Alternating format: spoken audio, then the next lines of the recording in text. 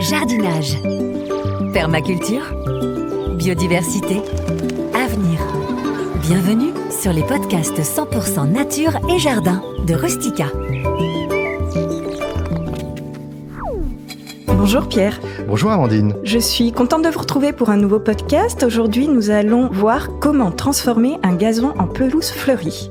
Alors tout d'abord Amandine, il va falloir définir ce qu'est un gazon et une pelouse fleurie. Alors un gazon, c'est une surface végétale qui est tondue de manière très très courte et qui est essentiellement composée de graminées. On va y retrouver des fétuques, des agrostis, du pâturin, du raigrasse. Et toutes ces graminées, elles sont rompues à une tonte régulière et très sévère.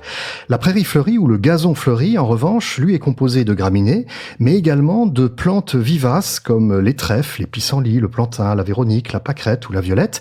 Ce sont finalement des herbes qui parfois sont considérées comme des herbes indésirables, les fameuses mauvaises herbes, mais qui, dans une pelouse, vont apporter des fleurs et surtout vont diversifier la biodiversité. En effet, on peut imaginer, Pierre, que le gazon ou la pelouse transformée en prairie fleurie ont quelques atouts. Alors oui, effectivement, le premier d'entre eux, c'est d'enrichir la biodiversité végétale.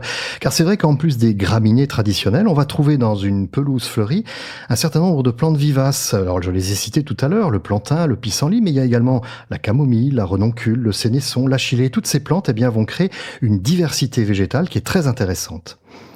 On peut effectivement imaginer que ça a créé une sorte de gîte et de couvert pour la faune. Alors oui, c'est un vrai garde-manger pour les insectes butineurs comme les abeilles et puis bien sûr les papillons, tous les petits animaux et les oiseaux vont y trouver effectivement de quoi se régaler. Mais il y a aussi l'hébergement, puisque cette flore que l'on va laisser se développer va pouvoir abriter des insectes, des petits batraciens qui vont élire domicile dans votre gazon. Et en termes d'entretien, quels seraient les avantages ?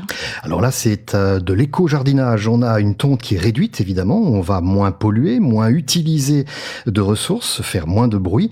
Et puis, c'est surtout pour le jardinier un vrai gain de temps. Et puis, c'est plus joli. Absolument. La pelouse va avoir un aspect beaucoup plus naturel, beaucoup plus sauvage. Et là, on est complètement dans l'air du temps. Alors, après cette belle description, est-ce que vous pouvez nous dire comment l'utiliser ? Alors évidemment qu'on va marcher avec beaucoup plus de difficultés puisqu'une prairie fleurie, le principe c'est de laisser pousser à la fois les graminées mais aussi toute cette flore que nous avons citée tout à l'heure et évidemment marcher dessus risque de l'endommager. Alors là moi ce que je propose c'est de pratiquer ce qu'on appelle la gestion différenciée. On va différencier des espaces qui sont tondus, donc des espaces à vivre sur lesquels les enfants vont pouvoir faire du jeu de ballon, on va pouvoir pique-niquer, on va pouvoir installer du mobilier de jardin et puis d'autres espaces qui vont être laissés en prairie et qui seront fauchés. Et c'est justement dans ces espaces-là que ces graminées, toutes ces fleurs vont pouvoir se développer et accueillir toute cette biodiversité. Alors, comment procéder pour arriver à ce résultat ?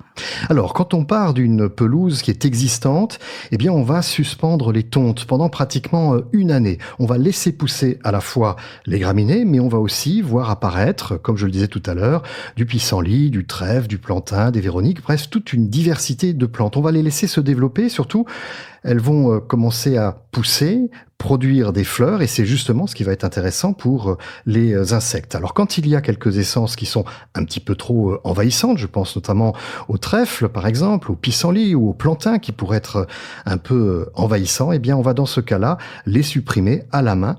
Mais le principe c'est de laisser cette biodiversité s'installer. Et qu'est-ce qui se passe ensuite sur la deuxième et la troisième année ? Alors, une fois qu'on a laissé pousser sa pelouse, elle s'est enrichie de toute une flore très très variée. Les années suivantes, on va faire uniquement des fauches, c'est-à-dire que on va utiliser une faucheuse pour couper l'herbe sur les espaces qui ont été laissés en prairie sauvage. Évidemment, on va continuer à tondre les années suivantes les espaces que l'on utilise soit pour cheminer, soit pour vivre sur notre pelouse. Et au bout de 5 ans ? Au bout de 5 ans, on va avoir une très grande diversité puisque toutes les essences qu'on a laissées pousser, elles se sont propagées, elles se sont réensemencées et donc on a tous ces espaces qui n'ont pas été tondus, qui deviennent de véritables prairies naturelles, de vraies prairies naturelles sauvages. Alors cette prairie fleurie évolue et vit de façon naturelle, mais on imagine bien qu'il y a un minimum d'entretien à effectuer. Quand est-ce qu'il faut l'entretenir et avec quels outils ?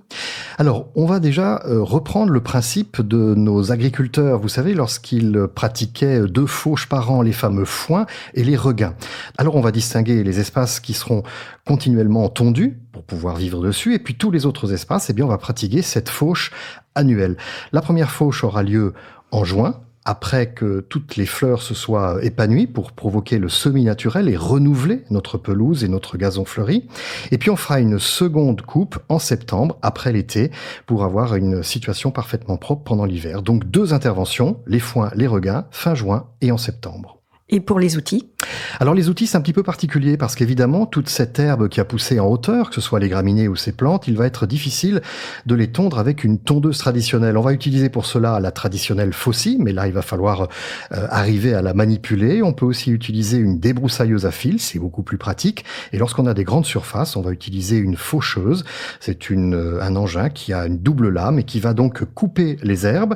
Une fois que ces herbes sont coupées, on va les laisser sécher sur place. Pourquoi ? Parce que les graines qui sont contenues dans les fleurs, que ce soit les épillets des graminées ou les fleurs vivaces, elles vont se réensemencer le terrain et germer et pousser pour enrichir cette diversité. Ensuite, nous allons procéder au ramassage, au broyage de cette matière et on va pouvoir la composter ou alors l'utiliser comme paillage au pied de massifs d'arbustes ou d'une haie.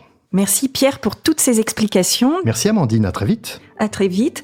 Donc on comprend bien que la prairie fleurie, c'est beau et ça fait du bien pour la diversité, pour nous-mêmes. Merci d'avoir suivi notre podcast et retrouvez tous nos conseils en kiosque dans le magazine Rustica ou sur rustica.fr.